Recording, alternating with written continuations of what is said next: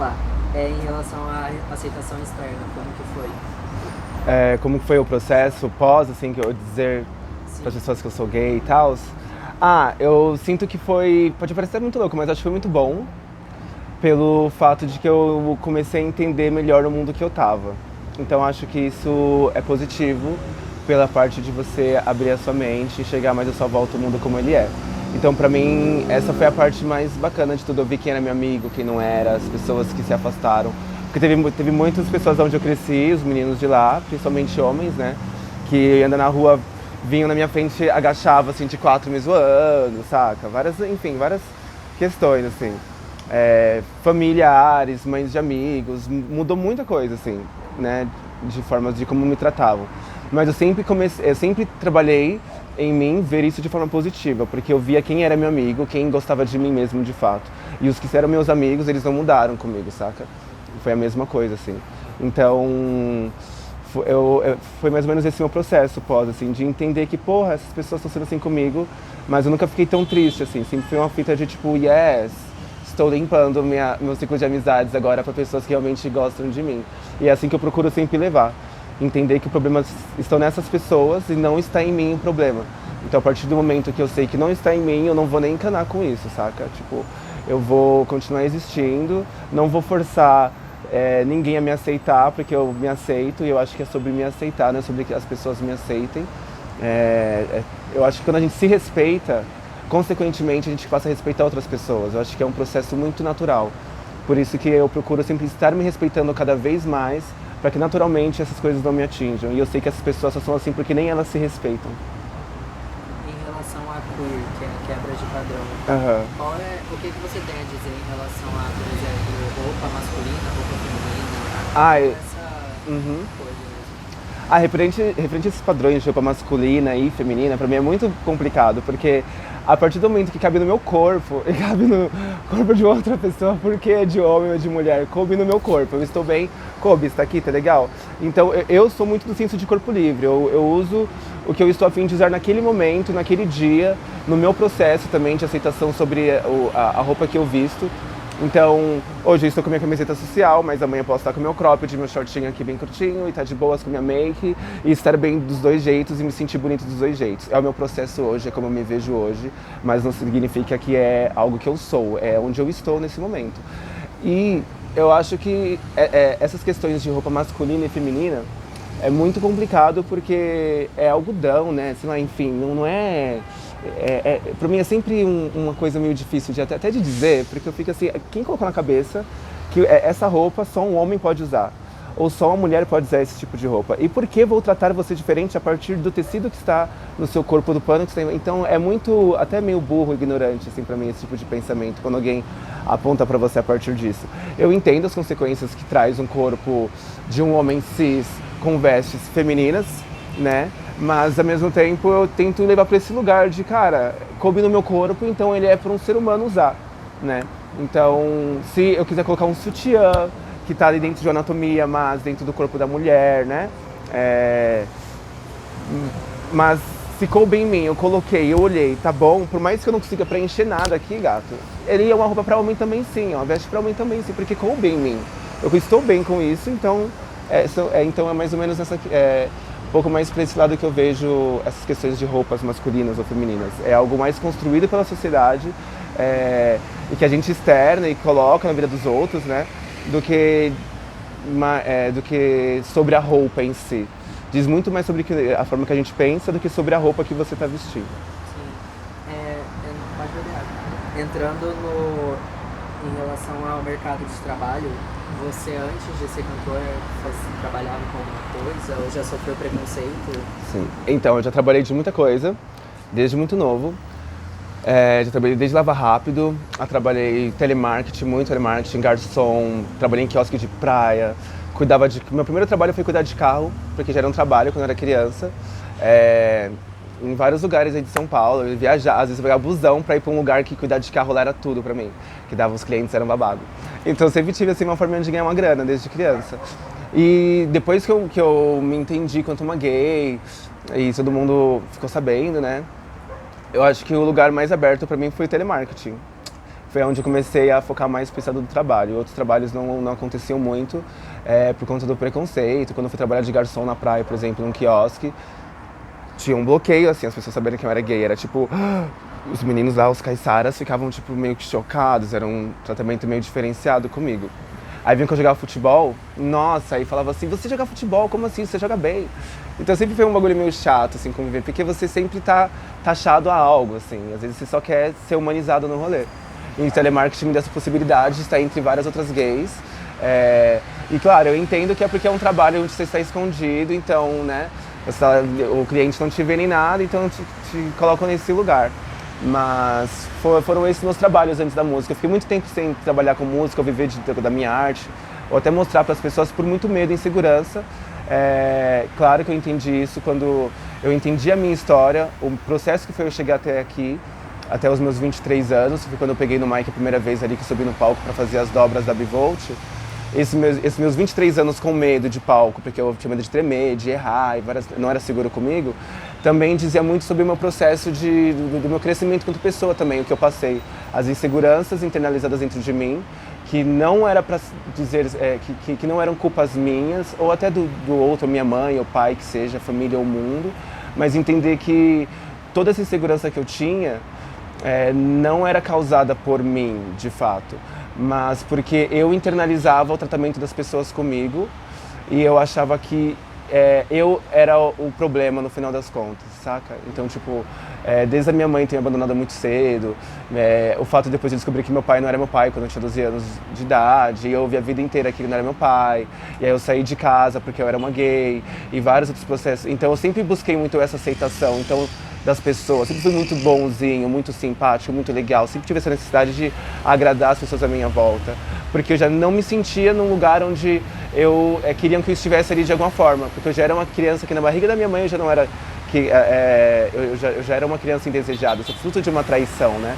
Então a partir daí, todos esses sentimentos eu internalizei dentro de mim, não aceitei durante muito tempo, e eu só entendi toda essa minha insegurança comigo mesmo quando eu tinha 23 anos. E aí eu dei um estalo, eu falei, tá com medo, vai com medo mesmo. Fui atrás da minha arte, viver minha arte. Quando eu entendi que todos esses meus processos que me deixaram inseguros não foram causados por mim. Foram por atitudes de outras pessoas, no qual não dizia sobre a pessoa, elas não enxergavam quem eu era e não tinha muito a ver comigo. Então passei a criar mais confiança em mim quando eu entendi que eu não precisava da segurança dessas pessoas para poder ter a minha confiança, sabe? E sim apenas de mim mesmo. E comecei a ter mais orgulho de mim quando eu entendi a minha história e isso me fortaleceu mais ainda. Já deu 20 minutos aí? Deu? Vocês querem passar? Quer passar? Agora, tipo, eu não sei se, só pra adiantar, você já sofreu algum preconceito trabalhando com música? Pra gente poder falar sobre isso? Trabalhando com música? Já. Já sim. Oi? Pode ir. 3. Sim. Trabalhando com música já aconteceu muito. Peraí, vou tirar essa moto, né? Pode acontecer, tipo. Sim. Preconceito com música, eu comecei a sentir porque eu comecei a trabalhar com música com a Bivolt, uma MC aqui de São Paulo, uma MC cantora muito foda, inclusive. E aí eu comecei fazendo dobras pra ela. Eu fazia lá os back vocals e tal. Então eu sempre entrei com meus looks como tinha que ser, da forma que eu estava me sentindo à vontade naquele momento. E já vi muita gente começar a dar risada de mim lá de baixo enquanto eu tô lá cantando com ela, saca? Tipo assim, dando muita risada mesmo, assim, zoarem demais. E eu tô naquele meu processo de querer criar segurança com um monte de gente rindo de você. E aí quando eu cantava, os manos ficavam intimidados e quietos, abaixavam a cabeça, ficava até com medo porque viam que a bicha é brava na cima, né? Mas já levei garrafada d'água no rolê do rap, porque eu vivi muito o rolê do rap, não no meio LGBT. Trabalhar no meio LGBT pra mim veio depois de eu vivenciar a cultura hip hop, que é muito mais homens, mulheres. E quase nenhuma LGBT nesse lugar. Então, a minha experiência começou nesse ambiente bem machista, homofóbico. E aí ali foi uma resistência pra mim, assim. E eu estando com a mulher no palco, que também é uma resistência para essa mana estar nesse movimento, fazendo o rolê dela. Então, desde garrafada na cabeça, enfim, desde as pessoas te invisibilizarem no rolê, de pessoas que hoje me seguem, me divulgam, me admiram, do rolê do rap, são as mesmas que quando eu cheguei olhavam pra mim, viravam a cara, me excluíam da rodinha e falavam só com a Bivolt, não comigo, e como se eu não existisse ali, saca? O que eu estou fazendo, o que essa bicha tá fazendo aqui. Então, foram várias formas atitudes das pessoas que elas não percebem, mas elas estão querendo te tirar desse lugar com essas atitudes dela. Elas querem fazer com que você desista quando elas agem assim. Então, foi um dos preconceitos. E um dos preconceitos que eu acho que a gente sofre muito no cenário artístico da música, no mercado da música principalmente, é taxar o artista LGBT como apenas um artista LGBT, como se fosse um gênero musical ser artista LGBT. Eu acho que por um tempo foi necessário a gente se juntar, se ver quanto LGBT e ter a nossa rede artística ali para se fortalecer, mas eu acho que a arte LGBT é justamente para quem não tem conhecimento sobre a cultura, conhecer a partir dali, conhecendo esses artistas, mas e diz muito mais também sobre identificação de pessoas que são assim, querendo escutar artistas que são LGBTs também, falando sobre a sua vivência. Mas isso ao mesmo tempo nos impede de furar a bolha e de humanizar a parada, assim. Como a gente vai humanizar a música, enfim, os LGBTs na sociedade, sendo que a nossa música é taxada quanto a música LGBT. Então, para mim, isso é mais uma forma de dificultar a nossa humanização, de dificultar o nosso acesso a outros lugares que não sejam só os meios LGBTs e ocupar lugares onde realmente está carente de informação sobre a nossa vivência, saca? Então, quando coloca quanto um rapper, coloca, o Lucas é um artista LGBT, ele vai para playlist LGBT das plataformas ou do YouTube, enfim, dos canais, você está, mais uma vez, me taxando quanto a minha arte ser LGBT e não um artista de rap, que tem que estar nos lugares de rap passando sua mensagem, LGBT ou não, mas no meio do rap, do hip hop. Então, para mim, isso também é uma forma de preconceito, onde ele vem camuflado de estamos te ajudando, estamos te colocando nesse lugar de que você estamos dando visibilidade para você no meio LGBT. Não, você está me dando visibilidade onde eu já tenho visibilidade com as pessoas que já me conhecem, que é o meio LGBT. Mas, para minha mensagem ultrapassar esse lugar, sabe? Para o meu rap ser rap, como que faz? Eu tenho que ser hétero? Sabe? Então, eu acho que também é uma forma de preconceito dentro do meio da música, da arte, que eu passo e todas as outras manas minhas também do rolê passam.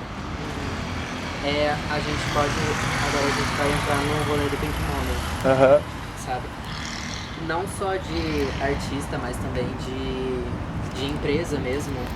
Por exemplo, eu acho que foi o Itaú que eles pregam sempre, né, aquela bandeirinha LGBT sempre em junho. E daí já demitiram um funcionário por ser LGBT, por exemplo. Já teve até uma notícia sobre isso.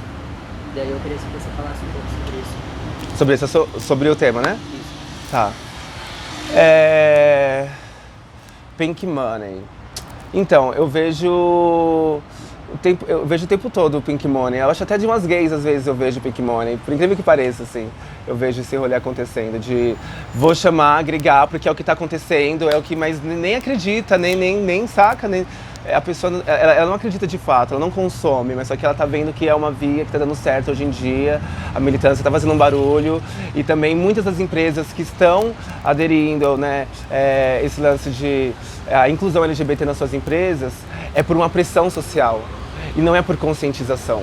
Então, enquanto houver essa pressão, tudo bem que a gente quer trabalhar, a gente precisa, vamos usar desse Pink Money, que esse dinheiro seja nosso, que a gente faça. A gente precisa dessas oportunidades, precisa de grana, precisa fazer.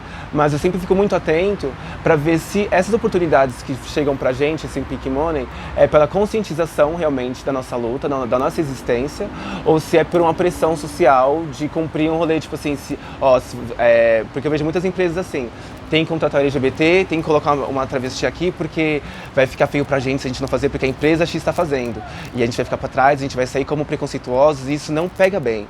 Então, então é um lugar que ainda tem preconceito, porque quando você chega nesse espaço, você ainda vai ser maltratado e vai ser tratado de uma forma muito taxada, assim, seja como homofobia ou transfobia, porque eu tenho amigas minhas, uma amiga minha, Bárbara, que ela é travesti e que ela esteve numa empresa onde ela foi a primeira travesti a trabalhar lá, mas ela sofreu transfobia de várias formas. E então, seja no caminho do metrô indo trabalhar, saca? Até dentro do próprio trabalho. Então, tem que ter uma preocupação real, você tem que se conscientizar real com os corpos que você contrata, entender as necessidades que esse corpo tem dentro da sociedade que a gente vive. Não é só contratar também, saca? Então, é aí que entra o lance pra mim, a conscientização. Pink Money que vem, a gente quer grana, quer trabalhar, e é isso mesmo, você vai ter que colocar nós pra trampar, porque senão a gente não vai ficar quieto e vai fazer barulho. Mas, contrate com consciência, contrate de coração de verdade, vá atrás, saber o porquê realmente você está contratando, o porquê é tão importante para você contratar essas pessoas para os seus trampos. Eu participei de alguns projetos dentro do rap, sendo o único gay nesse espaço, ou o primeiro gay nesses projetos, de grandes projetos, de canais de rap muito grande. E eu sei da minha importância lá. E eu cheguei lá falando, sabendo do Pink Money, sabendo que eu sou uma cota nesse lugar. Então, que eu seja uma cota nesse lugar, mas falando da minha verdade, da minha realidade ali, mesmo sabendo que não tem uma... mesmo eu descobrindo depois, até porque é um processo que eu fui aprendendo, mas vendo que eles não têm consciência do rolê. Claro que eu soube durante, a gente sabe que eles não têm consciência, mas a gente precisa dessa oportunidade, a gente precisa desses espaços, porque é uma forma de representatividade também. A gente sabe o quanto é importante a gente estar nesses espaços, por mais Pink Money que seja, porque é uma forma de empoderar outras humanas a verem que a gente pode chegar nesses espaços e um dia ser um número muito maior e não sermos mais uma cota nesses espaços, sabe?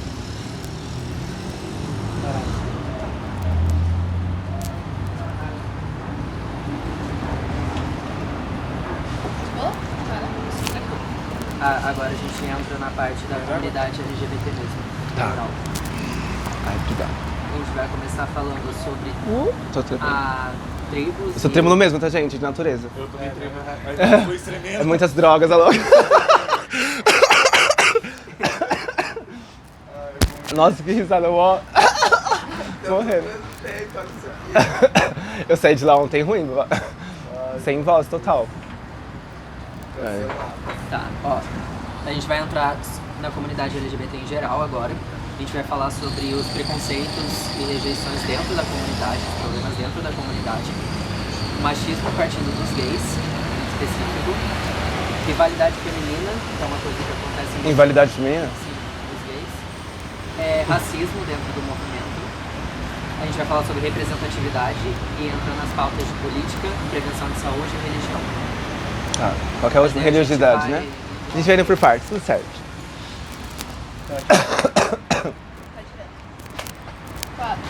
Agora sobre os preconceitos dentro da comunidade LGBT. O que é que você enxerga disso?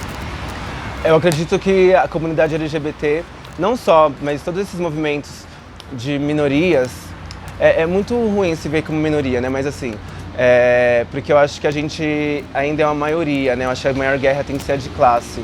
A gente acaba se vendo quanto minoria e a gente acaba se diminuindo e acaba brigando entre nós mesmos, assim. É uma percepção que eu tenho dentro dessas minorias. Mas eu acredito que existe uma minoria consciente dentro das próprias minorias. Isso em todos os movimentos, né? Porque todo mundo é sequela, a gente é sequela, a gente é sintoma da sociedade que a gente vive, a gente não é a causa do problema, né? Então é compreensível, mas eu não vejo tanto de uma forma... É triste ver os preconceitos dentro da própria comunidade, entre nós mesmos, né? Não só na comunidade, como entre as gays com a gay afeminada, entre a gay com a mana travesti, sabe? Mas eu acredito que ainda dentro de todos os movimentos, nomenclaturas que a gente coloca, existe uma porcentagem mínima ali consciente da sua própria existência. A gente nasceu, a gente não nasceu, mas a gente cresceu sendo trabalhado para ter medo do desconhecido. E como a gente não se conhece, a gente tem medo da gente mesmo. Então é um processo muito natural a gente não se entender, não entender o outro, projetar nossos medos e inseguranças e não realizações, frustrações, como se o outro fosse culpa e coisa. Eu acho que é muito consequência disso, né? Da nossa educação e da falta de aceitação sobre si mesmo.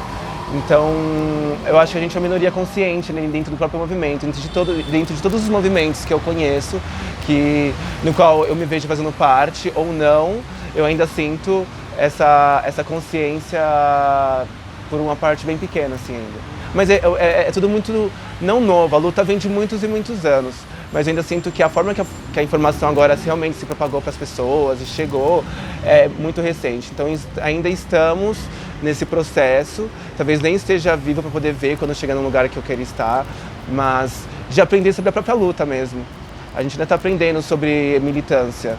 sobre como militar. Eu acho que muita gente militou, muita gente teve falas que até no passado eram muito certas para elas, que esse ano elas viram a problematização dessa fala e por muito tempo não foi, dentro da própria militância. Então a gente está aprendendo.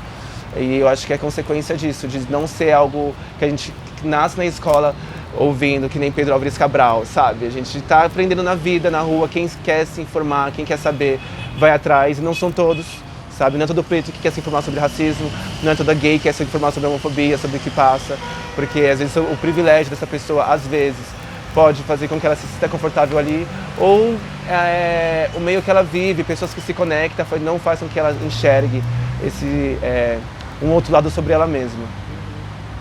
Sobre o machismo dentro da letra G, em específico. Você já presenciou alguma cena relacionada Machismo? a isso? Sim. Total, né? Tipo, até... a primeira coisa que você ouve quando você fala que você é gay, por exemplo, é que, tipo, você pode ser gay, mas não vai se vestir como menina, hein? Tipo, o cara era gay, eu tava indo pra parada, aí eu estava pegando um carro que levou a gente até o metrô e meus 2 amigos, e o cara era gay, mas ele é bem rustidão, da quebrada, enrustido, só a gente sabia que a gente conheceu ele no meio... A gente conheceu ele lá. E aí eu lembro que ele falava assim, já fui muito pra parada, mas já vi muito cara que é gay começar assim, que nem vocês, e depois tá todo menininha, e cuidado, hein, não vai ser esse gay aí não. Uma coisa é ser gay, outra coisa é ser mulher, não precisa disso. Então, quando eu comecei, eu já tava entendendo esse rolê, o quanto é pejorativo você ser feminino. O quanto não é legal você estar nesse lugar da feminilidade, seu corpo não é pra isso, sabe? Então, desde sempre, e até hoje, né? Tipo, várias gays olham pra mim e não entendem o rolê. E quando eu sinto esse contraste, e como eu estou sempre nesse lugar de hoje sou mais bofinho, amanhã não estou, então eu sinto muito esse contraste todos os dias. Eu sinto muito a segurança de andar na rua quando eu estou de um jeito, quando eu estou de outro. Então é muito isso, assim, e dentro da comunidade, e isso nas baladas gays mesmo, assim, lugares gays que eu frequento, assim. Tem as gays que vão olhar e falar, close, babado, mas tem as gays tipo assim, só pra amizade. É tipo, e olha lá. O machismo, também o machismo que os gays cometem com as mulheres, você reconhece? Sim, pra caralho. Eu vejo muita gay falar assim, nossa, não acredito que esse boy tá com essa, mas pô, não tá comigo. Ele não gosta dela, é feia. Tipo, pra mim, isso é uma forma de misoginia. Tipo assim, por que ele não estaria bem com essa mulher? Saca? Por que não estaria bem com essa mulher? Seria com um cara que ele estivesse bem. Se fosse ele namorando um cara, você não teria essa fala. Mas por ser uma mulher, você tem essa fala, sabe? Por ser uma mulher, você fala que ele não tem que estar com ela, tem que estar com você. Porque, nossa, mas pô, ela não faz como eu faço, porque ele quer uma gay. Mas se tivesse com um boy, a fala já seria completamente diferente, saca? Então, a partir daí eu já vejo que é um dos lugares onde eu vejo a fala das gays serem bem misógina mesmo. Uhum. Agora a gente pode falar sobre rivalidade feminina dentro dos gays cometendo incentivando, né? A rivalidade feminina. O lugar que colocam feminino é muito triste, né? E eu acho que muitas das gays no meio LGBT, gays afeminadas, né, principalmente, mas esse lugar da gay afeminada, no meio LGBT, as próprias trans, as manas travestis, não é um lugar de fala, na verdade, né, pra poder falar sobre isso, assim, as manas. Mas eu vejo muito pelo que eu já conversei com muitas delas.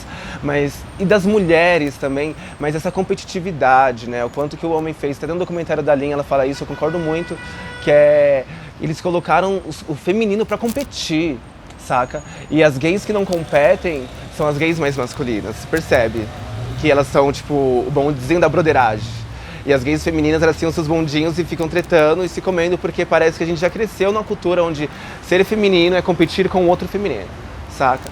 Então, só para responder na pergunta mesmo? Sobre a rivalidade. Então, eu vejo muito isso. E no meio artístico também LGBT. Acho que a gente internalizou muito isso, assim. De o espaço de uma tá ocupando, às vezes atrapalha da outra, saca? E tipo, não é sobre isso. Vejo muita gay, às vezes, se estapeando, pegando o bode da outra, sem nem conhecer, só porque uma mana ocupou um espaço, lançou uma música que fez a cor, fez um barulho ali e tal, sendo que, tipo, pra mim isso já é uma consequência de uma competitividade do feminino, saca? Que existe, que não se ajuda. Que muitas das gays, muitas de nós, trazemos esse feminino conosco, né? Então, acaba externalizando essa competitividade naturalmente. E vai pra música, vai pro mercado de trabalho isso, vai pro meio social, vai pras amizades. isso acaba se espelhando em muitos outros lugares, a competitividade onde tem esse feminino. Será que pra gente entrar no papo do racismo é melhor parar e começar de novo? Pra não dar 10 minutos? 10 minutos? Oi? Não, mas pode. A 9? Então comecei de novo. Isso aí, da palma uma vez aqui, da palma sempre aqui da palma. Racismo. Racismo.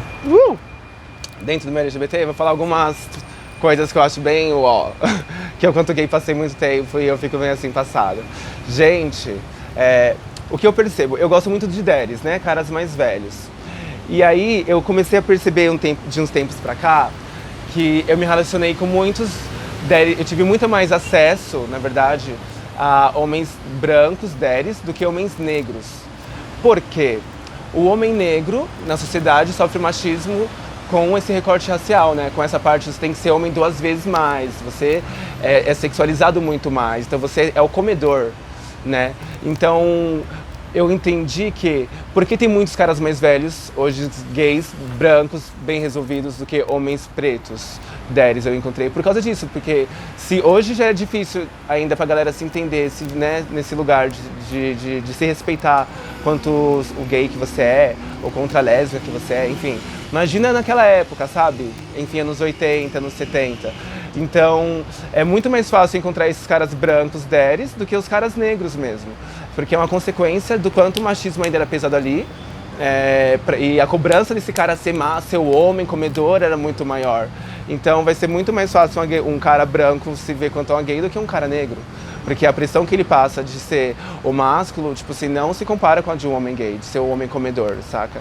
Então, e eu senti isso, e foi muito na percepção, e foi uma percepção que eu tive de acordo com as vivências que eu tive, do que as gays fizeram com o meu corpo também no decorrer da minha trajetória quanto uma gay, assim, de me ver como comedor, tipo assim, meus amigos, mesmo eu falando que eu sou uma pessoa relativa na cama, enfim, eu gosto de tudo, mas sou muito mais passivo.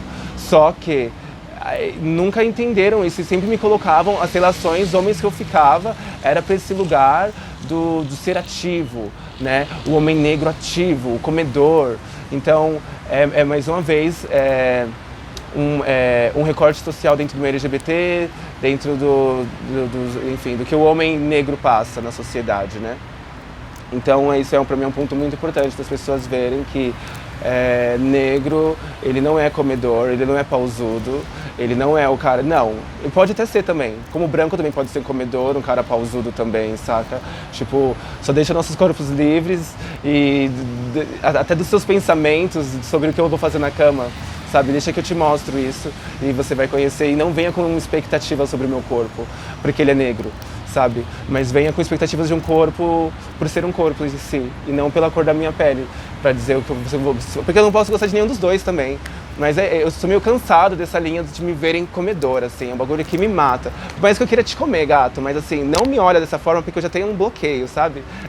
Porque já é um rolê que eu sempre passei desde criança, do meu pai falar, ó, esse daí vai ser o fim todo que vai comer não sei o que, né? Então você já fica nesse lugar, assim, sabe? Então é um fruto, pra mim, isso é uma consequência do racismo. Deixa eu ver, o racismo dentro do meio LGBT. Também tem esse lance da roda, né? Das rodas, enfim. As gays...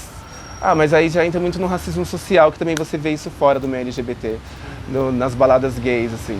É muito mais difícil você ver homens negros do que homens brancos. Mas está mudando.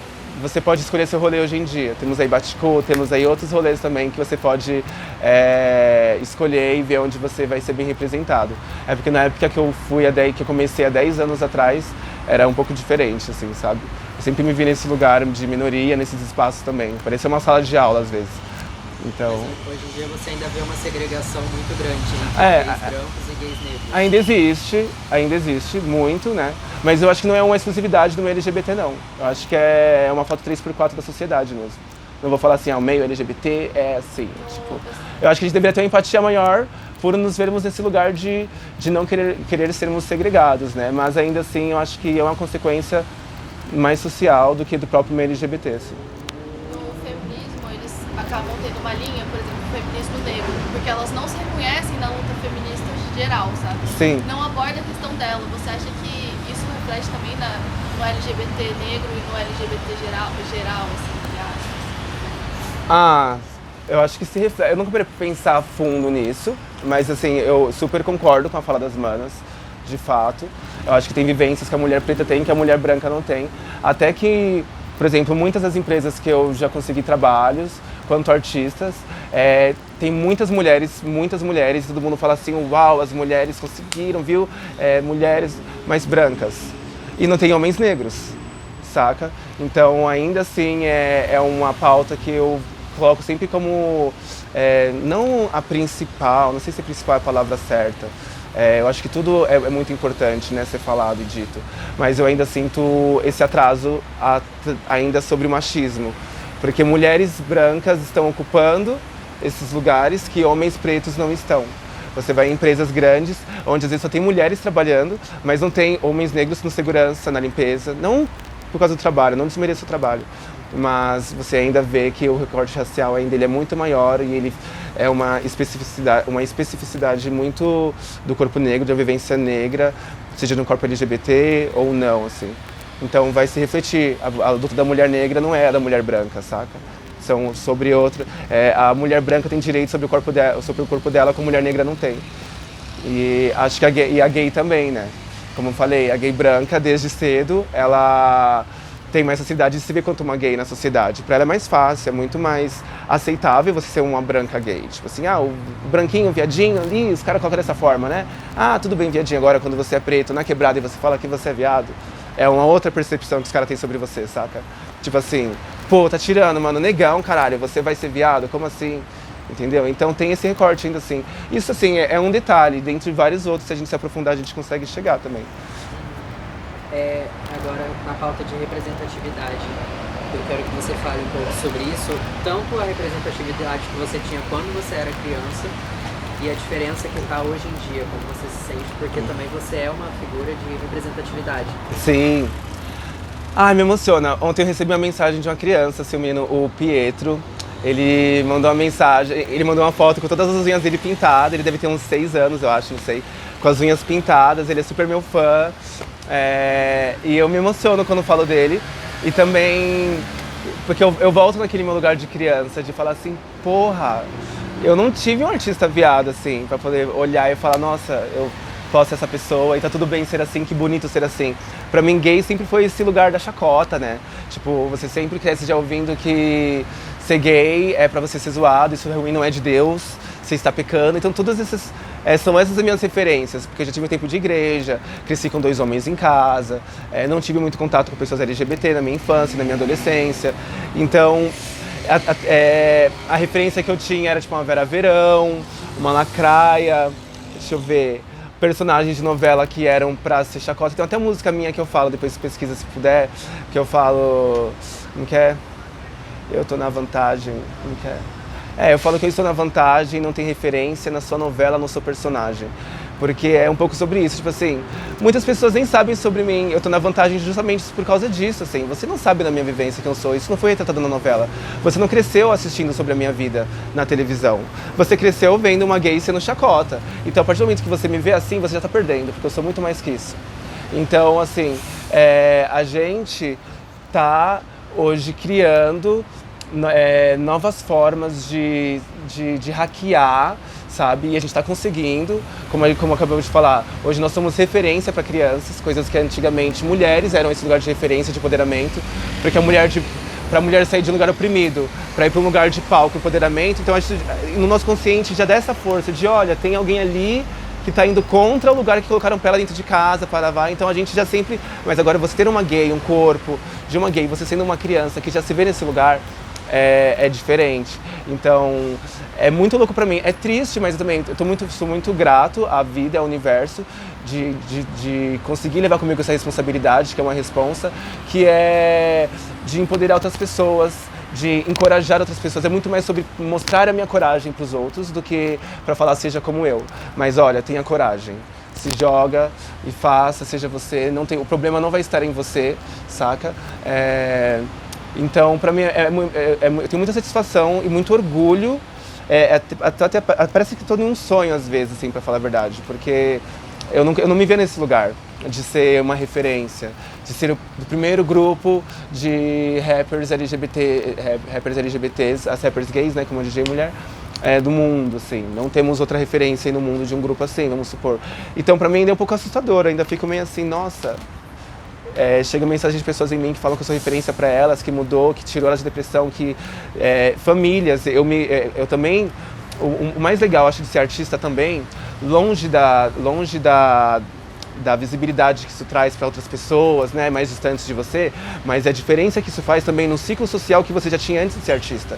Quando pessoas que antes não conseguiam te escutar, entender a mensagem, quando você falava, bem didático, elas conseguirem entender isso através da sua arte, é um outro rolê que vai além do meu ego de falar assim, viu, agora vem querer achar legal porque eu sou artista. Não, esse é o poder da arte mesmo. Às vezes eu acho que é isso que a arte faz, ela vem pra curar de uma forma onde às vezes a fala não consegue, saca? Onde um filme também é uma forma de arte também, né? Mas eu acho que é sobre isso, assim. Hoje eu também sou referência para pessoas que estavam comigo, que acreditaram em mim antes, e que não acreditaram também. E que nem queriam saber sobre o que é ser uma gay, ou sobre a minha vivência, ou até o que eu queria pra minha vida. Hoje eu sou referência para essas pessoas também, que também é uma outra parte legal, que é você fazer na sua quebrada, no seu quadrado, no seu espaço, antes de você querer fazer pro mundo. Eu acho que o que acontece lá é consequência do que eu estou conseguindo fazer no meu quadrado também.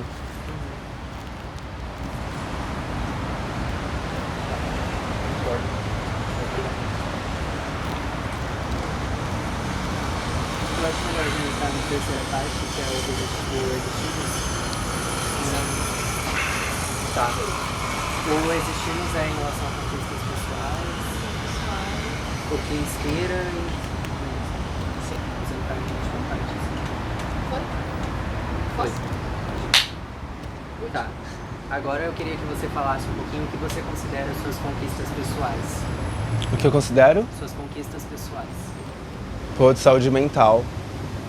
Acho que é o que eu mais quero hoje. Só, assim. Acho que o resto eu vou conseguir com saúde mental, sabe? Continuar trabalhando, me amar mais, assim. Aguentar a sociedade, todos esses trancos, enfim. Me aguentar também, que não é fácil. Eu acho que é só com saúde mental. Eu acho que esse é o meu maior objetivo pessoal hoje, assim. O resto eu deixo seguir. Eu costumo dizer que não é pra premeditar muito a vida. Eu acho que a vida viver é uma arte, eu acho, sabe? E a arte você não premedita, você só vive. Então eu não procuro não ficar criando muitas expectativas. Eu tenho hoje o que eu quero mais é conseguir ter uma mente boa para seguir em frente, para continuar seguindo e fazendo. E aí o resto vai ser consequência. Quero estar aberto, estou trabalhando para que isso seja também uma realidade para mim, porque é um trabalho. Às vezes me vejo muito ainda alienado, me vejo muito ainda sequela de muita coisa, ainda mais morando em São Paulo. Mas acho que o meu foco de objetivo pessoal é uma saúde mental, espiritual e física, né? Também, uma saúde física, para poder ter força para o resto. Porque aí eu tendo essa base, o que vir não vai ser tão pesado, assim, sabe? O resto a gente vai entendendo o caminho que tem que ser seguido. Tem um livro do Alquimista, do Paulo Coelho, que fala sobre esse lance de você estar seguindo o seu coração. Se você está seguindo, você está no caminho certo. E você vai se conectar com pessoas que estão no caminho delas também certo. E tudo vai se conectando para que aconteça. Então é só escutar o seu coração para mim, assim. Escutar o meu coração, ter uma cabeça boa para me entender, me escutar, sabe? Eu acho que é o principal. E o que te inspira? O que me inspira? O outro. Eu acho que é o outro. E vários outros, e outras, e outros. É o que mais me inspira. Você tem alguma coisa para acrescentar que você gostaria de ter falado? Eu quero agradecer a oportunidade de estar aqui falando um pouco da minha verdade, das não verdades também, porque tem coisas que talvez não decifrem tão bem em mim e que a gente vai descobrindo com o tempo, depois assistindo, daqui a um ano talvez eu assista e eu fale, olha, não era tão bem assim, era mais, né? Então eu quero agradecer a oportunidade de poder me expressar aqui, falar um pouco e que sirva para outras pessoas, a minha arte sirva para outras pessoas, a minha fala sirva para outras pessoas também, assim como serve para mim. Como eu falo comigo mesmo, isso me ajuda. Eu acho que é o mais legal de tudo. agora a gente faz a última parte, que é... Ah, desculpa, posso falar? Ah, tá. Só o lance do corpo negro. Outra coisa do corpo negro dentro do meio LGBT, só um adendozinho, assim, se puder colocar depois. Na edição vocês vão ver o que vocês fazem, né? Mas é sobre esse lance da fetichização do corpo negro. É que outras pessoas vão falar ainda sobre isso, acho que por isso que eu não vou nem me aprofundar. Mas é outro lugar do corpo negro ser esse lugar do sexo. Me incomoda pessoas que só querem se relacionar com pessoas do corpo negro, justamente porque eu me sinto fetichizado. Então quando eu encontro gays que falam, meu, mas a sua pele, eu gosto de cara da cor da sua pele, assim, eu gosto só de ficar com cara assim nem você. Isso pra mim é um outro bloqueio, assim. Porque eu não acho que é exclusividade do meio LGBT, existe também no meio hétero isso, existe em outros lugares. Mas essa fetichização, esse lance do quanto a minha cor te remete ao sexo, mas não ao afeto, e não a estar comigo de mãos dadas e na hora de você me tratar, não me tratar com inferioridade. Porque eu sinto que é tão velado que o olhar da pessoa branca sobre a pessoa negra muitas vezes é inferior e ela te inferioriza de uma forma que ela nem percebe. São em pequenas atitudes e ela não percebe, assim. É um rolezal que eu sinto ainda muito no meio LGBT, porque ainda é com quem hoje eu estou mais conectado também. Não estou mais tão conectado com pessoas héteros no meu dia a dia. Que bom. A gente vai entrar agora na última parte, que é o que a gente pede pra pessoa falar, mandar um recado pra comunidade. Daí olhando pra câmera mesmo. Um recado pra comunidade? Isso. Que você tem a dizer pra comunidade. Calma aí. Vou lançar um CD em março, me escuta. Vai divulgar o álbum. Calma. Você vai ficar assim? Que assim? Pode ser? Deixa eu ver. Calma melhor. Pode ser assim. Pode ser assim? Calma aí que eu não pensei. O que eu vou falar pra minha comunidade, Zenha? Tá legal, pô. Esse tá legal. Posso ir pra trás, Zenha, se quiser. Você vai ficar pra trás? Você que sabe, mas como vocês acham melhor aqui tá enquadrando aí? Aqui Pode ser assim. ou pra trás? Assim, melhor?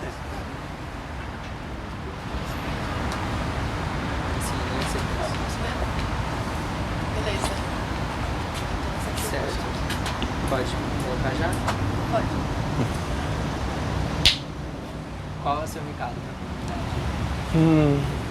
O meu recado para a comunidade LGBT QIA+, é que a gente procure se respeitar mais, que a gente procure se conhecer mais e respeitar os nossos processos, até de autoentendimento, de autoconhecimento.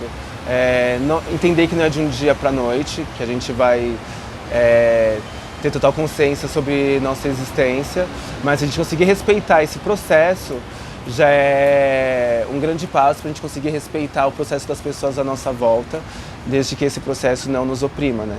Porque o respeito, ele é para quem tende a dizer a sabotagem. E não dá para respeitar a opinião de quem te oprime, não dá para respeitar quem está te dando tapa na cara. Mas é para a gente respeitar quem está no seu processo e de forma respeitosa também consigo mesmo. Acho que o respeito vai ser mútuo. Quando a gente se respeitar, a gente vai conseguir respeitar o outro também, a gente vai ter uma convivência muito mais saudável. É para isso que eu prezo, que a nossa convivência seja saudável e que a gente consiga se entender como uma comunidade juntas, unidas, entendeu? Porque é isso que a gente está precisando. Feminino, não vamos competir, estamos todas juntas e juntos, certo?